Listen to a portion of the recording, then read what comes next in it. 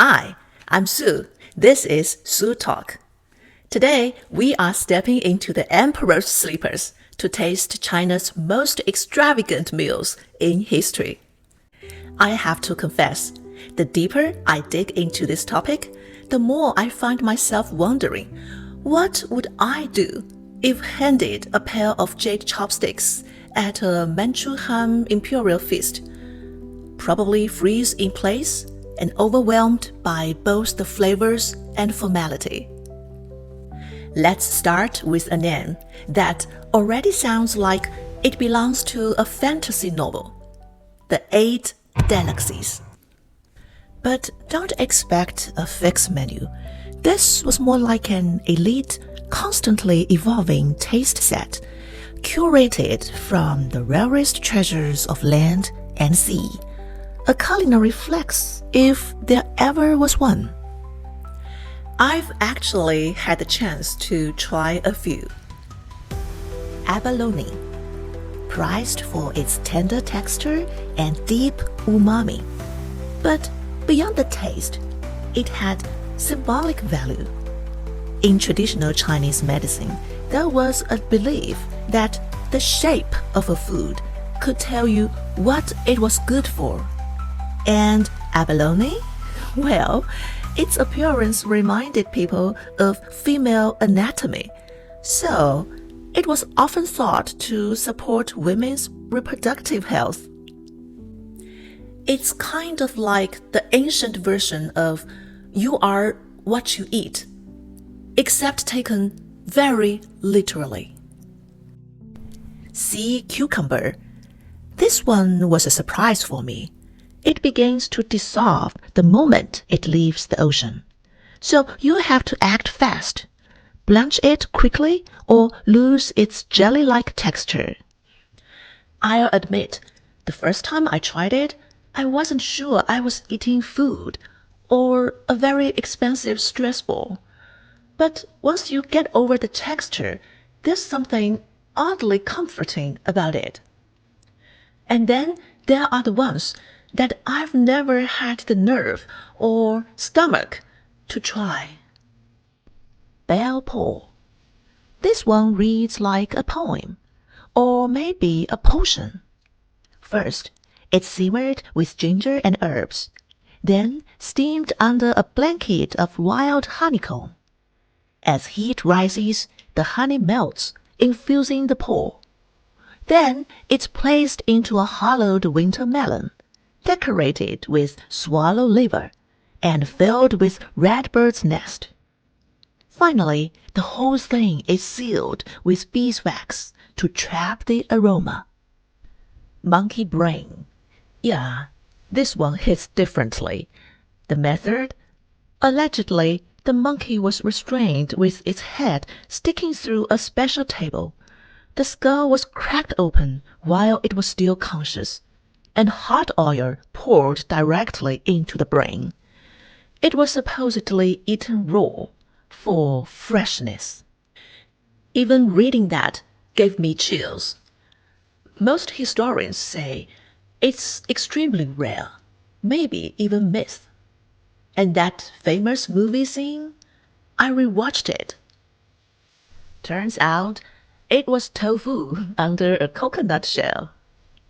Tofu, once again, saving both animals and stomachs. Hero. Here's something that blew my mind. Ancient China didn't really have dining rooms. Meals were served in the bedroom, or in a guest hall, or, my personal favorite, under a pavilion. It made me realize how recent our kitchen table concept really is. Back then, there was no dining room chat, unless your idea of small talk involves eunuchs and scholars kneeling on floor mats with numb legs. Speaking of numb legs, people didn't sit on chairs until the Song dynasty. They knelt for entire banquets. I've tried this once at a tea ceremony workshop. I lasted maybe 5 minutes before one foot went rogue and fell asleep. Palace folks? apparently they had thighs of steel. Now, let's talk about drama. The Tang Dynasty knew how to throw a party with symbolism.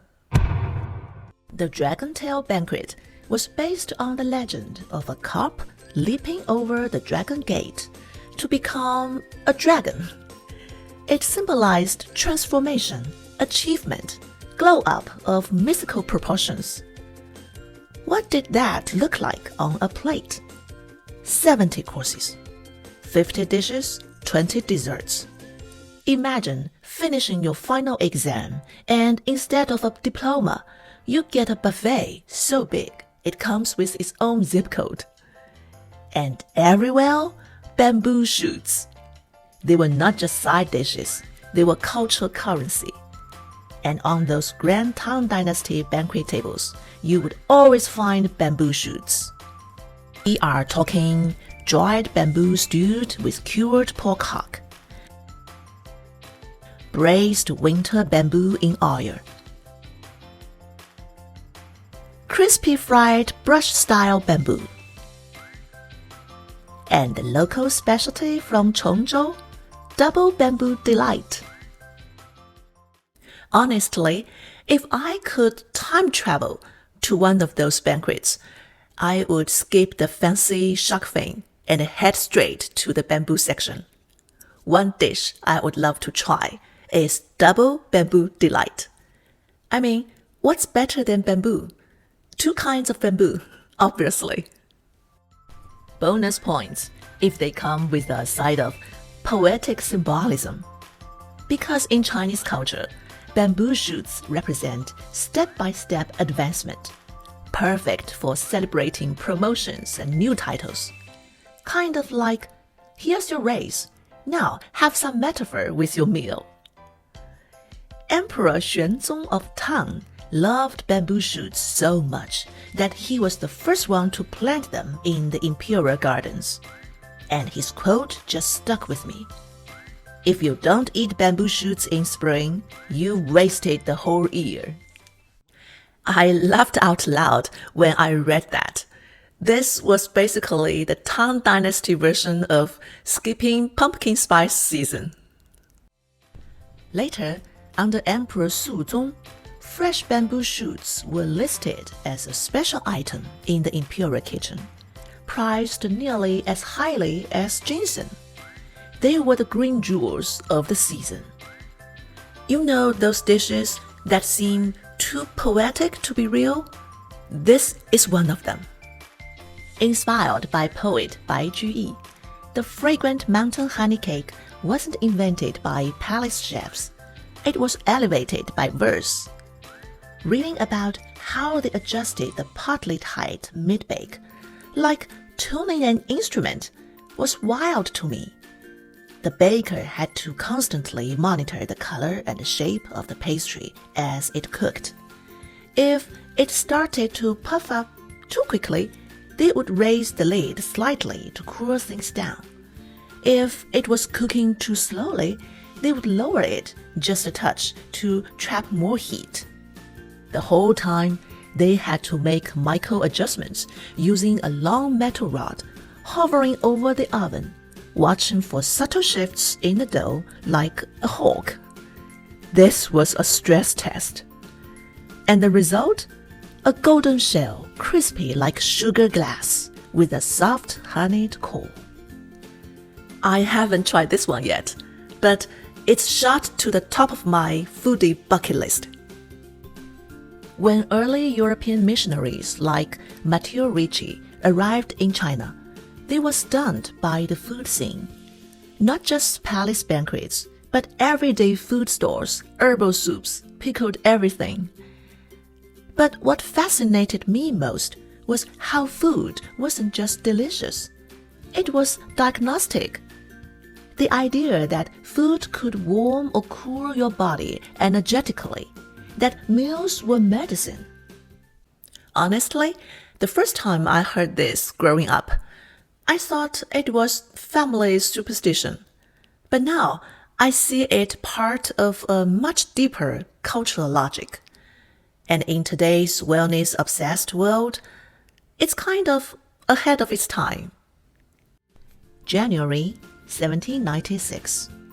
Horse-drawn carriages creaked their way into Beijing from every corner of the empire. These weren't your average diplomats or nobles. Inside, hundreds, actually thousands of white-haired elders, each over 70 years old. They were invited to dine in the Forbidden City. Emperor Qianlong was turning 80, and in true mic drop fashion, he chose this moment to announce his retirement.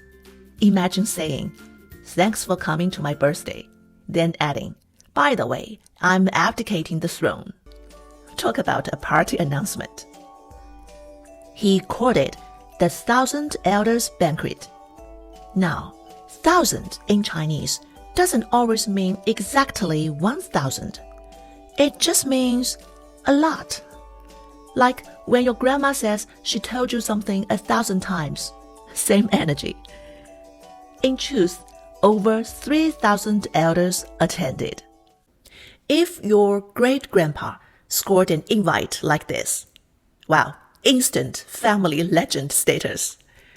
That's like the ancestor version of getting verified on Instagram. Every detail of their journey was handled by palace staff, from meal stops to sleeping arrangements. These were not just guests, they were honored carriers of legacy. Emperor Qianlong, always the Confucian thinker, once said, "If all under heaven may live long and well, then I have truly governed." I read that line and paused, hard. In that moment, it wasn't about conquest or gold. It was about grandparents. It was about legacy, measured in war meals, not in war medals. I couldn't help but think, if more leaders thought this way, maybe we would have much fewer battlefields and a lot more birthday cakes. Let's talk about numbers.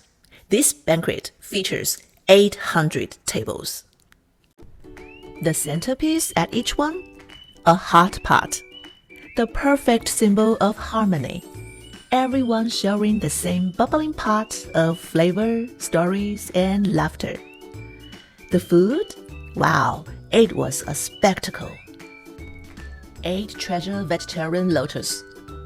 Dried tiny shrimp with golden celery. Water chestnut. Braised mushrooms with wheat gluten. Sticky rice-stuffed lotus root.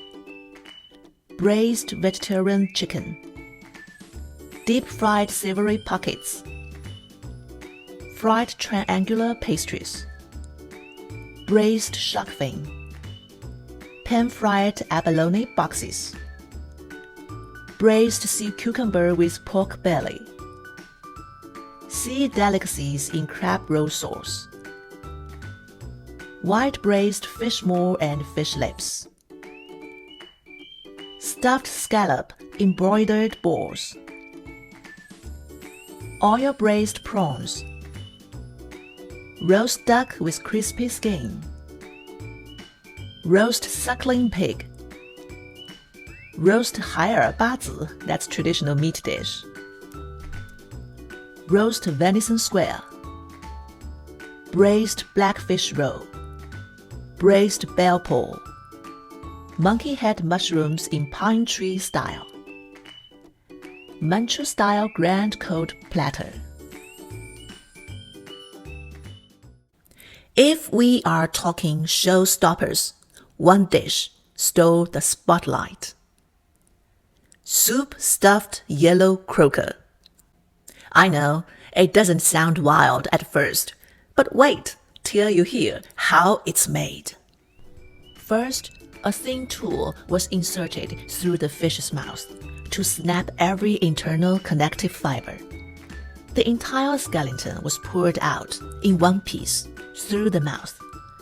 If water poured into the fish didn't leak, success. If it tore, back to square one. Then the fish belly was gently pried open with a scallion. marinated overnight, and air-dried like a relic. Next, it was fried slowly, starting with cold oil to avoid damaging the delicate skin. Finally, it was steamed with broth sealed inside its belly. Not just any broth, but one made from the legendary egg treasures of the sea: abalone, sea cucumber, shark fin, bird's nest, skirt fin, scallops, and more. This was more like culinary engineering. It's the kind of dish that makes you go, who came up with this idea? Why were they so dramatic and brilliant? After all that savory splendor, you would think dessert would be an afterthought. But no, the Qing court went all in on indulgence. Here's what was served. Rock sugar hasma, a delicacy made from frog fallopian tubes. Yup, it's real and somehow elegant. Baked apple, finally something I recognize. Deep-fried Buddha's hand. Not an actual hand, of course, but a citrus fruit with finger-like sections that soak up syrup like golden sponges. And this gem, walnut duck floss. This one fascinates me. You take duck, steam it, braise it, mince it, top it with shrimp, add walnuts, then fry it until it smells like a warm hug. Duck confit meets savory granola bar. I want to eat this. I want to hug whoever invented it. Here's something I never expected to be impressed by: ancient ice storage. Picture this: winter in northern China. The palace moat freezes solid. Officials and workers head out with tools, not to skate, but to harvest ice. Crystal clear blocks, each 1.5 feet square, hauled into deep cellars beneath the Forbidden City. The cellars were underground engineering marvels. Stone brick walls 2 meters thick, 1.5 meters deep, and cool enough to make your teeth chatter in summer. I mean, who needs AC when you've got 4 imperial walk-in freezers? That precious ice?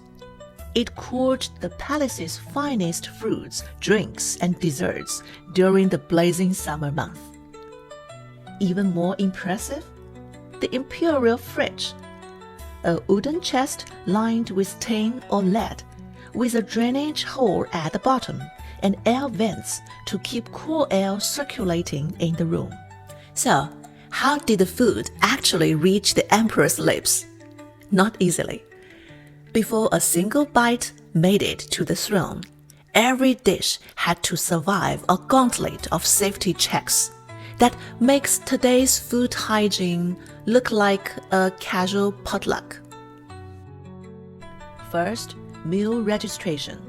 The time, location, full menu were documented, just in case anything unfortunate happened. Then, ingredient rotation.